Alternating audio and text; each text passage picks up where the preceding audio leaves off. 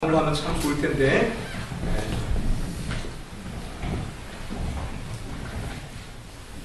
서신서 제가 제 마음속에 좀 더 그 나눔을 하기에 좀 더 준비가 필요한 것 같아서 제가 많이 이렇게 앞에서 그냥 티칭하고 남는 시간을 갖습니다. 그래도 혹시 여러분 중에 꼭 나누고 싶은 은혜가 있는 분들은 예배 끝난 후에 테이블에서 함께 나누시면 좋을 것 같습니다. 여러분 16장 우리 마지막 고린도전서의 마지막 장인데요. 뒷부분에 19절부터 마지막 절에 보면 이제 편지의 마지막 결론 부분을 우리가 찾아볼 수가 있죠. 그 결론 부분에 지금 아시아 에베소에 바울이 있기 때문에 에베소에 있는 교회와 형제자매들이 고린도 교회에 안부를 전하는 것을 이제 기록하고 있죠. 그리고 또 지금까지 고린도전서의 편지를 기록한 사람이 바울 자신이 아니고 다른 누군가가 대신 기록했다는 것을 우리가 추론해 볼 수 있어요. 왜냐하면 나 바울이 친필로 쓴다는 내용이 나오죠. 그 내용은 뭐냐면 이제 마지막에 사인을 하는 거거든요. 이 모든 쓰여진 편지가 나의 편지다 하는 사인으로 이제 시그너처를 이렇게 하는 내용이거든요. 그래서 나 바울은 친필로 너에게 문안한다는 이 부분이 들어가 있어요.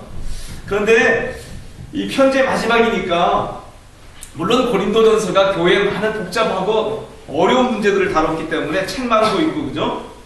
여러 가지 권고와 경계의 말씀들이 기록되어 있기 때문에 아마 이렇게 가볍게 받을 수 있는 편지는 아니었던 것 같아요. 좀 이렇게 무게가 있는 편지였잖아요. 그래도 편지를 마무리할 때는 좋은 축복의 말을 보통 많이 하잖아요. 그죠? 그래서 오늘 마지막에 보면 23절과 24절에 보니까 주 예수 그리스도의 은혜가 너희와 함께하고, 이거는 바울의 서신의 마지막 부분에 항상 반복되는 내용입니다. 주 예수 그리스도의 은혜가 너희와 함께할지어다.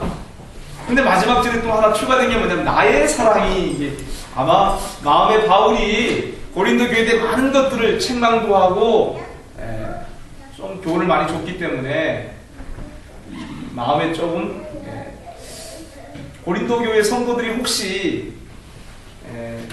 바울의 마음을 오해할까봐 좀 걱정이 됐는지 특별히 나의 사랑이라는 표현을 쓰면서 나의 사랑이 그리스도 예수의 안에서 너희 우리와 함께할지어다, 아주 따뜻한 편지로 마무리하긴 했습니다. 그런데 고린도 16장에서 우리가 특이한 내용이 하나 있습니다. 마지막 인사 가운데 그게 바로 22절 말씀입니다. 여러분 22절 말씀 우리 다 같이 한번 읽어보겠습니다. 키버스. 만일 누구든지 주를 사랑하지 아니하거든 저주를 받을지어다. 주께서 임하시느니라. 여러분 이 저주란 말이 나왔잖아요. 저주를 받을지어다. 물론 이 번역을 저주를 받을지어다 이렇게 번역할 수도 있고, 만일 주를 사랑하지 아니한 사람, 그 사람은 누구든지 다 저주받은 자이다, 저주받은 대상이다, 이렇게 또 번역할 수 있어요. 그러나 편지의 마지막 글에 이렇게 저주에 대한 얘기하는 것은 일반적이지는 않잖아요. 그죠? 오늘 이 땅의 교회들이 고린도전서를 특별히 16장을 대할 때에 저는 다른 어떤 많은 교훈의 말씀들이 있지만 가장 중요한 이 시대를 향한 주님의 말씀이 고린도전서 16장을 통해서 우리 가운데 하나님 말씀하신다면 이 22절 말씀을 통해서 하신 말씀이 제일 많을 것 같아요. 만일 누구든지 주를 사랑하지 아니하거든 그는 저주받은 사람이다. 그리고 마라나타, 우리 주님 오시옵소서, 또는 우리 주님이 오십니다. 주님께서 오십니다. 마라나타란 말이죠. 여러분 오늘 우리 시대의 교회, 오늘 이렇게 함께 예배드리는 저희들 가운데 하나님께서 하시고 싶은 말씀이 다른 것이 아니고 왜 저주에 대한 말씀일까요? 하나님 우리를 많이 축복하시면 좋을 텐데 사도 바울이 고린도 교회를 향해서 마지막 어떻게 보면 무시무시한 것처럼 느껴지잖아요. 만일 누구든지 주를 사랑하지 아니하거든 저주를 받을지어다. 이게 함부로 할 수 있는 말이 아닌 것 같은데, 그죠? 바울이 어떤 마음으로 마지막 인사에 이 말을 넣었을까요? 아니, 우리한테 한번 적용해 봅시다. 오늘 사도 바울이 성령님의 감동하심을 쫓아서 고린도전서를 기록하면서 고린도에 있는 예수를 주로 고백하는 믿음의 사람들에게 이 말을 했다면, 오늘 이 땅 토론토 땅 가운데서, 광역 토론토 땅 가운데서 예수님을 주님으로 고백하는 이 도시에 믿는 자들을 향해서 성령님이 동일하게 똑같은 말씀을 하실 수 있을 거 아니에요? 그렇다면 여러분, 오늘 고린도 교회 형제자매는 이 말씀을 어떻게, 이 편을 어떻게 받았는지 모르겠어요. 그러나 역사를 보면 그들은 바울의 권고를 귀담아 듣지 않습니다. 그리고 바울의 사도권에 대해서 계속 문제시하면서 고린도 교회는 사실은 문제가 해결되는 것이 아니라 바울의 모든 권고는 다 그냥 쓰레기통에 던져집니다. 역사를 보면. 오늘 이 땅에 고린도전서를 지금 여기 있는 나에게 준 하나님의 말씀으로 받는 21세기 우리에게도 이 말씀은 해당되는 말씀이라고 본다면, 여러분, 만일 누구든지 주를 사랑하지 아니하거든 저주를 받을지어다. 이 말씀에 여러분 어떻게, 어떤 마음, 어떤 생각이 드시는가요? 지금 이 말씀이 성경에 기록됐으니까 진리겠죠? 네? 바울의 깊은 신앙의 확신 속에서는 주님을 사랑하지 않는다, 그것은 저주받은 사람이라는 말이거든요. 그건 확신하고 있거든요. 우리 자녀들 잠자고 있는 경민이 다 저를 보세요. 졸리죠, 이 시간에? 저를 보셔야죠. 제가 말하는 게 아니고 하나님이 저를 통해서 말씀하기 원하시니까 보세요. 보셔야지 하나님의 음성을 우리가 듣죠. 근데 저도 이렇게 드세요. 여러분, 주님을 사랑하십니까?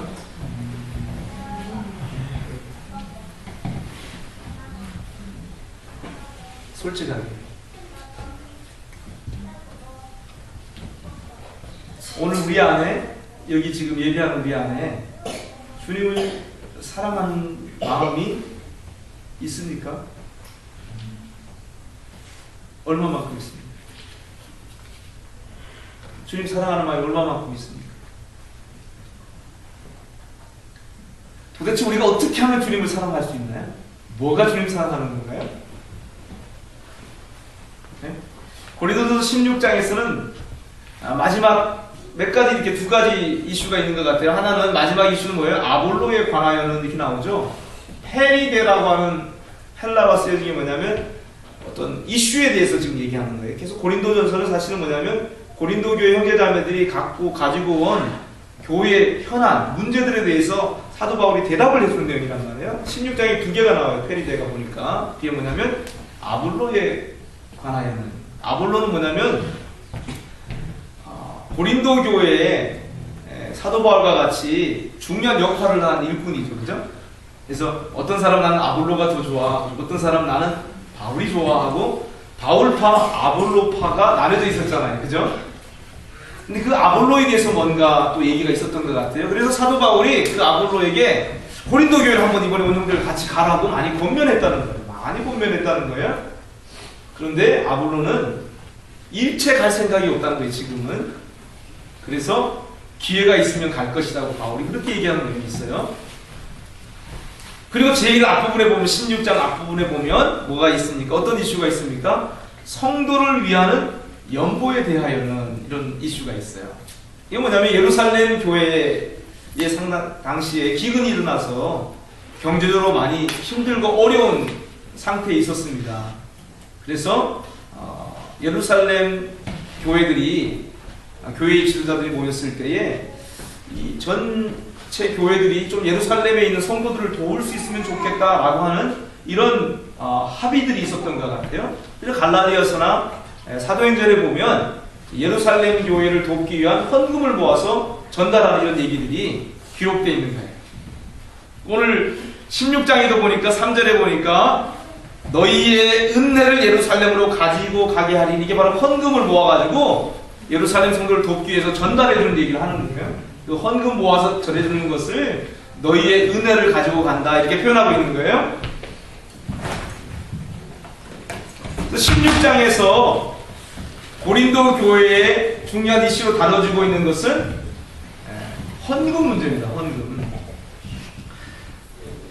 그런 여러 가지 교회 이슈에 대해서 사도 바울이 이렇게 기록할 때에, 고린도서를 기록할 때에 마구잡이로 아무렇게나 이렇게 기록하지 않았을 거란 말이에요. 성령의 감동과 감화를 쫓아서 기록한 것이기 때문에 연보에 대해서 지금 16장에 언급된 것도 앞뒤 문맥상으로 중요한 연결점이 있을 것 같아요. 그렇게 보면 여러분 15장에서 어떤 이슈를 다뤘습니까? 15장에서는 부활에 대한 신앙을 다뤘죠. 부활에 대한 신앙. 부활 전에는 뭘 다뤘습니까? 은사에 대해서 다뤘죠. 은사에 대해서. 교회가 함께 모였을 때 기능을 발휘하는 은사에 대해서 다뤘었죠. 그리고 13장에서는 다 그 은사에 관련된 거죠. 12장부터 다. 그 은사가 발휘되는 가장 최고의 길이 바로 뭐냐면 사랑 안에 사는 거라 그랬죠. 그게 13장이 사랑장이었던 거예요. 12장이 또 은사에 대한 얘기였죠. 우리가 한 몸인데 많은 지체가 있는 것처럼 그리스도도 그러하다. 그래서 은사에 대한 얘기들이 계속 있었죠. 그리고 11장에서는 공중예배 때 이렇게 함께 모였을 때에 여자들이 머리에 수건 쓰는 문제였죠. 맞나요? 11장이 교회 예배에 대한 교훈이었죠. 그래서 11장부터 다뤘던 이 고린도 교회의 현안들은 다 뭐였냐면, 이 땅 가운데 어떻게 하면 하나님의 통치가 공동체를 통해서 이루어질 수 있는지, 공동체의 모임과 관련돼서 중요한 영적 원리들을 소개했던 거거든요. 이슈들이. 그러니까 11장에서는 하나님의 머리 되심에 대해서 얘기하고, 그리고 믿는 우리 형제자매들, 이 땅의 교회가 바로 그 하나님의 풍성을 담아서 나타내는 그리스도의 몸을 이루는, 그래서 머리에 몸이 복종하는 이 관계를 가지고 하나님과 그리스도와, 그리고 그리스도와 사람, 남자와 여자의 관계를 설명했던 거거든요. 그리고 이 땅 가운데 그렇게 하나님의 나라가 이루어지기 위해서 하나님의 주권에 순복하는 그리스도의 몸을 이루는 교회가 이 땅에 있어야 되고, 그리고 그 몸을 이루는 교회 안에 다양한 많은 지체들이 있는데, 그 지체들이 각자 하나님의 부르심과 주신 은사를 따라서 제 몫의 기능을 다 잘 발휘할 때, 그게 바로 은사죠. 잘 발휘할 때 이 땅 가운데 교회가 이루어지게 되고 세워지게 되고, 그 교회를 통해서 하나님의 나라의 그 통치가 현실화될 수 있다는 얘기를 하고 있죠. 은사에 대한 얘기를 쭉 했고, 그런데 그 은사가 발휘되는 중요한 기초가 바로 뭐냐면 부활신앙이라고 얘기하는 거죠. 우리 안에 부활하신 주님께서 생명으로 들어오셔서 각 사람마다 독특한 그 생명의 기능을 발휘하도록 생명들은 영이신 그리스도께서 우리 가운데 성령으로 들어오셔서 각 사람의 삶의 경험과 생김새와 또 성령이 주신 은사를 쫓아서 서로를 섬길 수 있도록 우리 가운데 지금 함께하고 계시다. 그래서 부활신앙이 아니면 사실은 교회가 교회로 기능하는 것도 사실은 불가능한 거죠.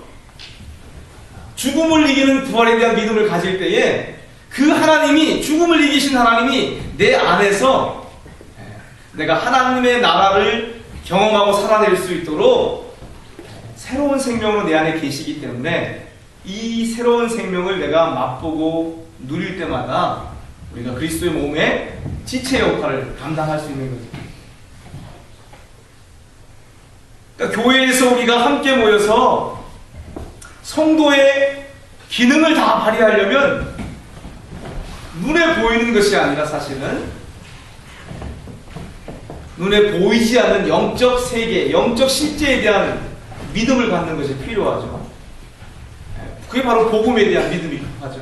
하나님이 이 세상을 이처럼 사랑하셔서 문제 많은 인생, 죄 많은 인생, 그래서 하나님과 관계가 깨어진 그 인생을 하나님과의 관계를 회복시켜 주시기 위해서 예수님이 화목제물로 이 땅 가운데 오셔서 십자가에서 우리를 위해서 죽으시죠. 그래서 우리의 모든 허물과 죄의 문제를 해결해 주시고 죄의 결과인 사망의 권세를 예수님께서 3일 만에 정복하시고 부활하셔서 모든 믿는 자에게 하나님의 죄를 해결하고 또 죽음을 이긴 부활의 생명을 나누어 줄 수 있는 살려주는 영이 되셨다. 부활장에서 그렇게 성경이 말씀하고 있죠. 마지막 아담은 살려주는 영이 되었다. 마지막 아담이 바로 예수님이거든요. 예수님이 부활하심으로 말미암아 우리에게 하나님의 생명을 주시는 영이 되셨다는 거예요. 그래서 우리가 회개하고 하나님 앞에 나와서 하나님의 구원의 길인 예수님을 주님으로 나의 하나님으로 고백할 때에 내 안에 어떤 일이 나냐? 그 생명 주는 영이신 성령께서 들어오시는 거예요. 생명이 내 안에 들어오는 거예요. 새로운 생명이죠.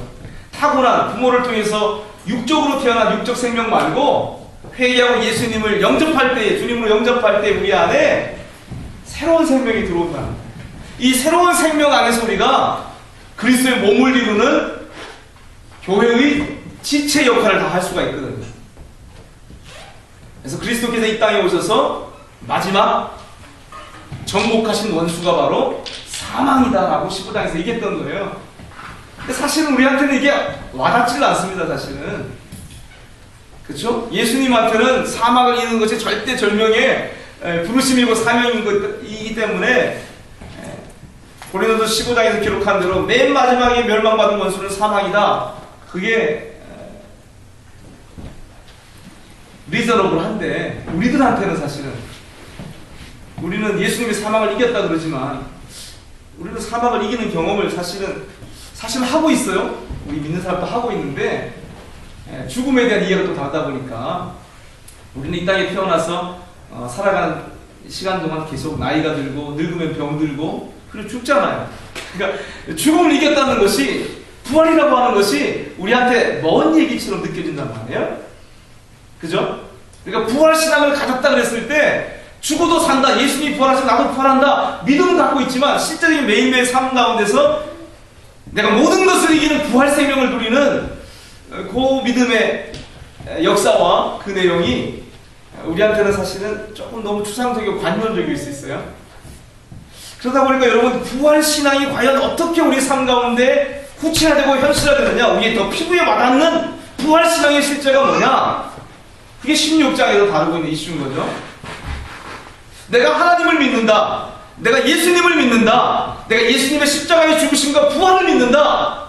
그 믿음이 진짜라면, 그 믿음이 진짜라면 사망이 이기는 건 우리가 지금 피부에 와닿진 않아요?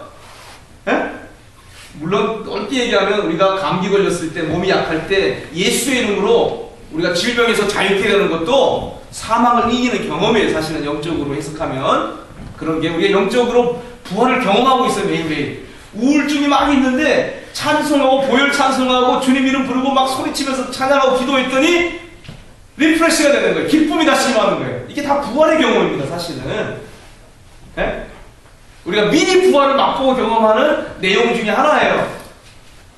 그러나 궁극적으로 부활의 경험은 뭐냐면 우리가 예수님이 부활하신 것처럼 우리도 온전히 부활 안에 들어가야지 경험하게 될 영적 축복이기 때문에 이 땅에서 우리가 부활 신앙을 했을 때 죽어도 산다는 그 믿음은 뭘로 구체로 나타나냐면요, 우리가 이 땅에 살아가는데 너무 이렇게 현실적이고 피부에 와닿는, 어떻게 보면 많은 사람들이 그것 때문에 두려워하고, 그것 때문에 열등감에 빠지고, 그것 때문에 속상해하고, 그것 때문에 걱정하고, 그것 때문에 염려하는 문제가 있는데, 그게 바로 뭐냐면 물질에 대한 겁니다. 물질에 대한 것. 오늘 이 땅에 두 하나님이 있습니다. 하나는 천지를 창조하시고 목적을 가지고 우리를 하나님의 형상대로 창조하신 창조주 하나님, 전능하신 하나님, 여호와 하나님, 구원하시는 하나님, 진짜 하나님. 그 또 하나의 하나님 뭐냐면요, 만몬입니다. 만몬. 돈이요, 돈.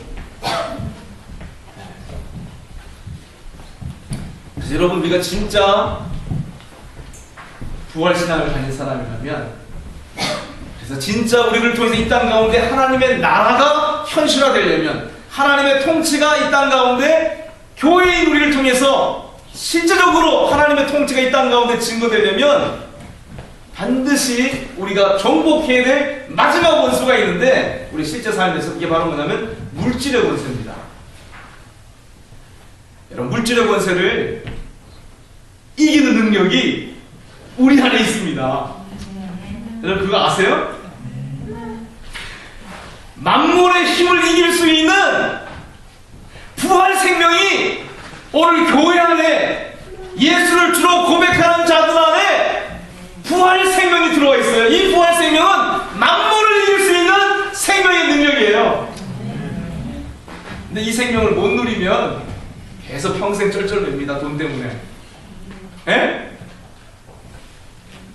그러나 이 부활 신앙을 우리가 붙들면 죽음을 이기신 예수님, 만유의 주례가 되시는 주님, 이 주님이 오늘 내 안에 들어와서 나를 위한 생명으로 나와 함께 살아계신다. 이것을 여러분 확실하게 붙든다면 여러분, 물질을 두려워할 필요가 없습니다. 이 땅에서 나보다도 더 나를 잘 아시는 하나님, 그 하나님이 천지의 창조주이시고 하늘과 땅과 이 바다 가운데 있는 만물을 창조하시고 소유하신 분이기 때문에 그 하나님께 내 인생을 맡기고 의지하고 드리면 그 하나님께서 우리의 삶에 모든 필요한 것들을 때마다 일마다 넉넉하게 족하게 공급하실 수 있는 하나님이세요.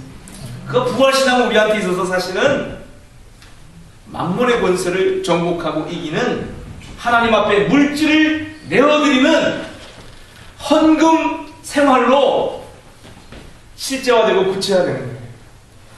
여러분, 하나님 앞에 여러분 오늘 어떤 헌금을 드리셨습니까?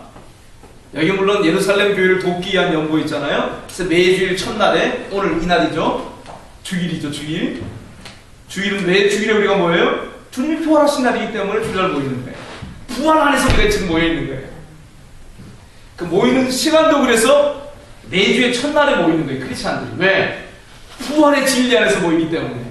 이거는 십자가의 진리를 얘기하잖아요. 주님의 죽으심을 선포하잖아요. 근데 오늘 이 시간은 왜 이 시간에 모이느냐? 주일에 모이느냐?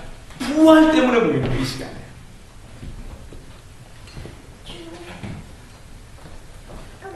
그러니까 여러분, 부활은 주님의 죽으심과 함께 우리가 발 디디고 서 있는 우리의 신앙의 그라운드예요. 그라운드. 주님이 나를 위해 죽으셨고 주님이 나를 위해 모든 것을 정복하고 이기셨어요.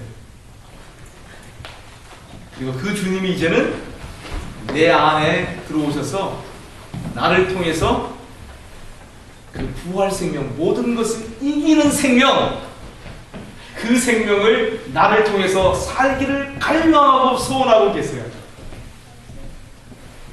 우리 안에 그 생명이 있어요, 지금요.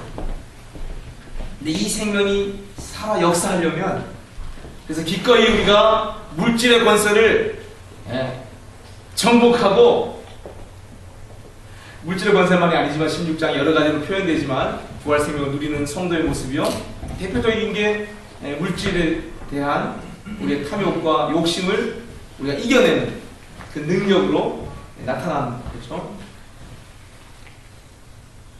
그렇게 여러분, 우리의 삶 가운데 내 안에 모든 것을 이긴 그 생명이 역사하려면, 워킹하려면, 실제화하려면 유일한 한 가지가 바로 뭐냐면 우리 주님을 사랑하는 데서부터 시작되는 거예요. 사랑으로 역사하는 거예요. 믿음이 어떻게 역사하냐면요, 사랑으로 역사합니다. 내 안에 부활 생명이 있는데 이 부활 생명이 어떻게 하면 워킹해서 나로 하여금 물질에 쩔쩔매지 않고 하나님 앞에 하나님의 주권을 선포하고 인정하면서 내 생명과 내 모든 삶과 소유를 주님 앞에 내어드릴 수 있느냐? 사랑이라 그래요. 사랑해. 오늘 내가 여전히 걱정하고 염려하고 열등감 가운데 살아가잖아요. 그거 바로 뭐냐면 우리가 한 가지 저주받은 상태에 있기 때문에. 그게 바로 뭐예요? 주를 사랑하지 않는 상태에 있어서 그런 거예요. 이게 진리입니다. 성경 말씀 이게 진리예요. 주를 사랑하지 않으면 우리는 저주받은 상태 안에 살 수밖에 없습니다. 주님을 사랑하면 우리는 저주를 이기고 죽음도 이기고 만몬도 이기고 모든 것을 이기는 하나님의 생명 안에서 살 수가 있어요. 네? 근데 여러분 다시 한번 제가 질문합니다. 주님을 사랑하세요? 예수님을 사랑하세요? 얼마만큼 사랑하세요? 이현숙 자매님 얼마만큼 사랑하세요? 많이 사랑하세요? 조금 사랑하세요? 네? 신령입니다. 주님 사랑하는 게 신령이 안에 정말 주님 예수님 사랑하는 마음이 있어요? 아니면 잘 모르겠어요? 우리 자녀들 다 비슷할 것 같아요. 막연하고 주님 사랑하는 마음이 별로 사실은 없습니다. 많은 사람들 별로 없어요. 별로. 왜냐면 사랑이 그거 뭐 사랑은 아무나 하나. 사랑은 아무나 하는 게 아니에요. 사랑은 여러분 어떤 사람과 사랑하게 되는 거 그 경우가 비슷한 거예요. 주님 사랑하는 것도. 네? 주님을 우리가 사랑하는 거 있죠? 그건 내가 누구 사랑하는 사람 생겼잖아요. 그 사람 왜 사랑하게 됐는지 그거 비슷해요. 사실은요. 겹치는 부분이 많아요. 여러분 다 사랑한 경험이 있잖아요. 우리 자녀들 아직 그런 경험이 없을 수 있지만 전혀 모르던 사람을 만나가지고 서로 연애하고 사랑하고 결혼하게 되고 그런 경우 다 해보셨잖아요. 사랑하게 되는 경우는요, 대부분 그 사람이 너무너무 내 마음에 드는 거예요. 내 마음에 안 드는데 사랑하는 경우 드는 거예요. 내 마음에 그 사람이 너무 잘생긴 거예요. 정수야, 너무 잘생긴 사람이니까 그래서 너가 보기에 그럼 사랑에 빠져 그 사람하고. 너무 잘생겼어요? 난 똑똑한 사람이 좋은데 그 사람 너무 똑똑해요? 나는 너무 유머 있고 막 이렇게 재밌는 사람이 좋은데 그 사람 너무너무 재밌는 거예요? 내가 좋아하는 성향이 있단 말이에요. 취향이 있단 말이에요. 근데 그 사람이 그런 사람이면 마음에 드는 거예요. 같이 있고 싶은 거예요. 얘기하고 싶은 거예요. 시간을 같이 보내고 싶은 거예요. 네? 그죠? 또 다르게 얘기해 볼까요? 어떻게 하면 사랑에 빠지느냐? 나는 그 사람 별로 안 좋아해. 관심도 없어. 근데 그 사람은 너무너무 날 좋아하는 거야. 네? 너무너무 나를 완전히 여왕과 받듯이 하는 거예요. 나는 별 사람의 마음이 없었는데 너무너무 잘해주니까. 네? 너무너무 잘해주니까. 너무너무 날 사랑해주니까 사랑하게 되는 거예요. 우리 주님하고도 똑같아요. 사실은.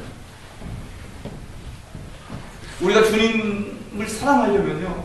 그래서 이 저주의 권세, 저주 안에 있는 상태에서 우리가 하나님의 그 영광과 은혜와 사랑 가운데로 우리가 나아가려면요, 그 영역 가운데로 들어가려면, 이 저주를 뚫고 들어가려면 주님을 사랑하는 실제가 우리 속에 있어야 되는데, 주님을 사랑하려면 주님이 얼마나 나를 사랑하시는지 이거를 경험한 사람은 주님을 사랑하게 되는 거예요.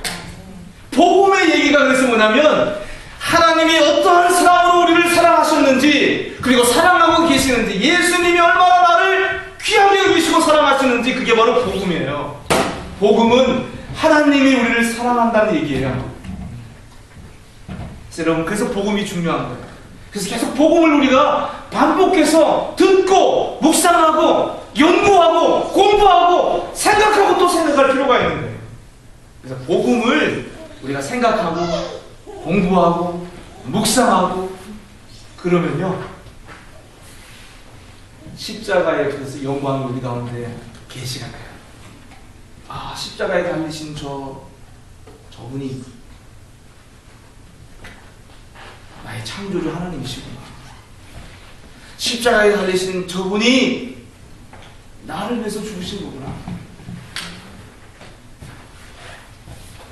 그게 계속 복음을 듣고 복음에 집중할 때 성령께서 알게 해주시는 거예요. 알게 해주시는 거예요. 그래서 여러분 이렇게 예배할 때마다 우리 자녀들 하나님 앞에 그 기도가 있어야 돼요. 하나님, 이 예배를 통해서 내가 한 가지 소원이 있는데 그 한 가지 소원은 바로 하나님이 어떠한 사랑으로 나를 사랑하시는지 하나님의 사랑을 맛보게 해주세요. 이 예배 안에서. 그래서 내가 주님을 사랑하는 사람이 되게 해주세요. 그 기도가 있어야 된다니까요, 자녀들. 그냥 멍하니 앉아서 예배 드리면 안 돼요. 예배할 때, 찬양할 때, 어떨 때는 찬양이 은혜가 될 때가 있고, 어떨 때는 찬양이 너무 집중이 안 되고 은혜 안 될 때 있어요. 그럴 때 여러분 기도하셔야 돼요. 하나님, 내가 이 찬양을 통해서, 이 예배를 통해서 하나님의 사랑을 맛보기를 원합니다. 그냥 생각하는 거 말고, 내가 그냥 상상하는 것 말고 실제로 성령님께서 이 시간 내 마음의 눈을 열어서 하나님의 사랑이 어떠한 사랑인지를 주님 보게 해주십시오. 깨닫게 해주십시오. 알게 해주십시오. 그래서 하나님을 사랑하지 않는 이 저주받은 상태에서 주님을 사랑하는 복락의 상태 가운데로 내가 나아갈 수 있도록 해주십시오. 여러분, 그렇게 되면 걱정 없는 인생을 살게 됩니다. 만물의 권세 아래 평생 종로로 타는 것이 아니라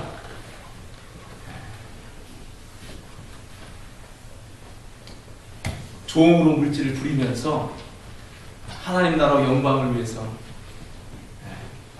부족함이 없는 그런 인생을 살 수가 있습니다.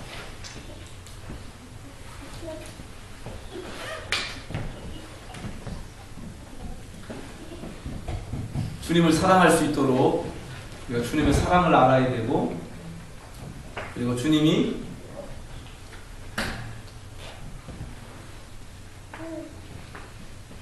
얼마나 놀랍고 또 아름다우신 분이신지 그것들을 우리가 이렇게 예배할 때마다 하나님, 내가 그걸 보고 싶다고 하나님 앞에 소원합니다. 하나님, 하나님의 영광을 보여주세요.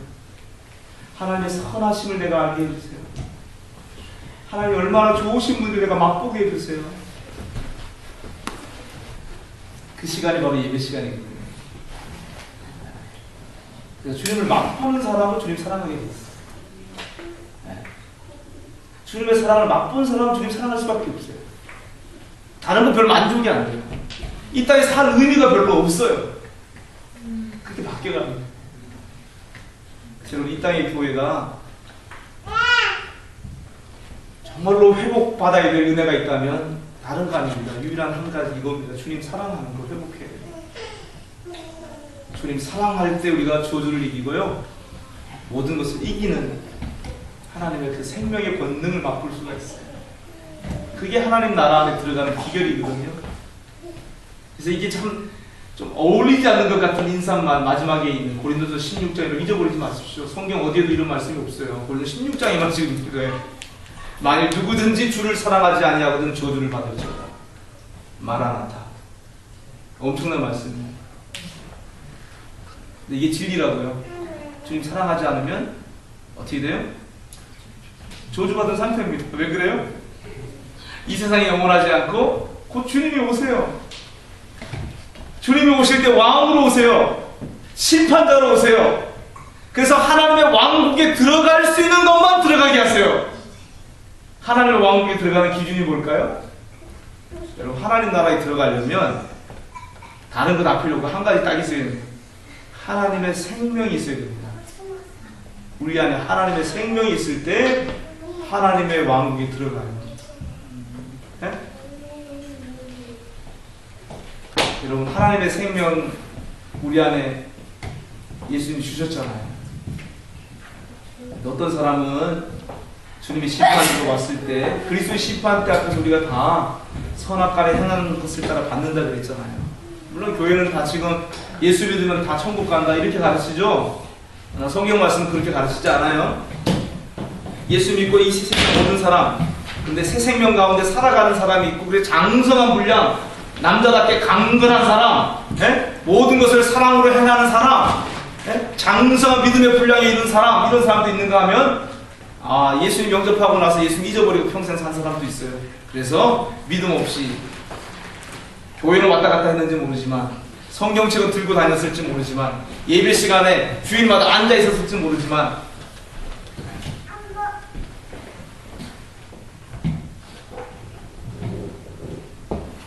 이 새 생명 가운데서 사는 삶의 시간과 그 실제가 너무 없기 때문에 주님 앞에 갔을 때 벌거벗은 자로 드러날 사람들이 있다고 성경이 얘기하는 거예요. 일단 이 많은 교회들이 오늘 우리를 포함해서 주님을 사랑하는 것에 올인하지 않으면 그 부끄러움을 당하게 될 거예요. 주님이 나를 사랑하신 것처럼 우리가 주님을 사랑하는 데 있는 것을 목표해야 돼요. 그래서 내 삶 가운데 주님을 사랑하잖아요. 사랑하면 여러분, 주님이 좋아하는 거, 싫어하는 거, 이게 신경 쓰여요. 주님 사랑하면. 에? 주님 사랑하잖아요.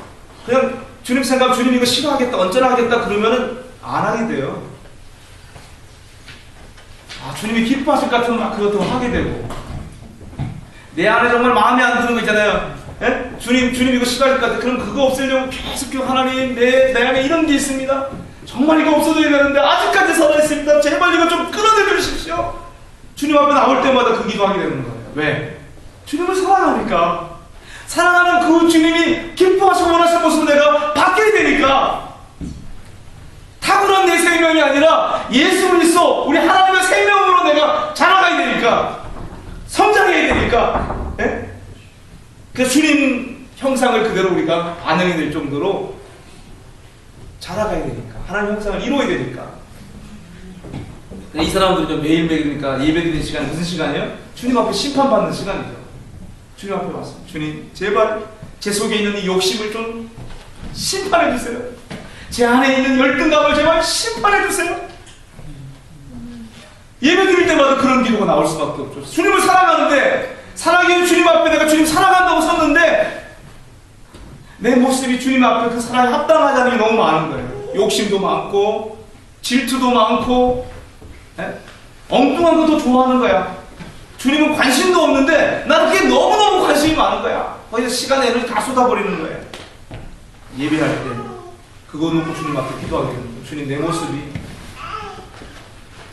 이런 모습 주님 기뻐하지 아니하실 텐데 이거 주님 끝내기로 원합니다. 도와주십시오. 그게 바로 뭐예요? 그리스도의 심판대 앞에서 지금 여기서 내가 심판받는 생활을 사는 거예요. 자발적으로. 이런 사람은 그리스도의 심판대 앞에 섰을 때 어떻게 돼요? 이미 심판을 거쳐왔잖아요. 매일매일 살면서. 매일매일 예배드리면서 주님 앞에 합당치 않은 것들을 내가 계속 성령의 도우심으로 끌어내려고 주님 앞에 맡겨드리면서 살아왔잖아요. 그러니까 주님의 심판대 앞에 갔으니까 어떻게 돼요? 주님의 보상이 있는 거죠. 그러니까 예수 믿기만 해서 구원받는 게 아니니까. 예수 믿고 구원받았으면 이 구원을 온전히 이루기 위해서 어떻게 돼요? 받은 은혜, 받은 생명에 우리가 신실해야 돼요. 네? 그게 믿음이에요. 믿음은 그냥 믿는 게 아니에요. 그게 faithful이에요. faithful. 신실한 거예요. 신실한 거. 여러분, 우리가 예수님을 믿는다고 그러는데, 복음을 믿는다고 그러는데, 지금 내 안에 주님을 사랑하는 것이 없다면, 사랑하는 것이 너무나 부족하다면, 여러분, 우리는 아직 복음을 모르는 거예요. 복음을 모르기 때문에 주님 사랑하는 실제가 없는 거예요. 복음을 알게 되면, 복음을 믿게 되면, 나를 창조하신 그 하나님이 나를 구원하시기 위해서 나와 똑같은 사람이 되셔서 나와 같은 똑같은 나 같은 죄인들에 의해서 십자가에서 저주받고 회방받으시고 못 박혀서 벌거벗겨서 죽으시면서 아버지 저들의 죄를 용서해 주십시오. 자기들이 하는 것이 무엇인지 알지 못합니다.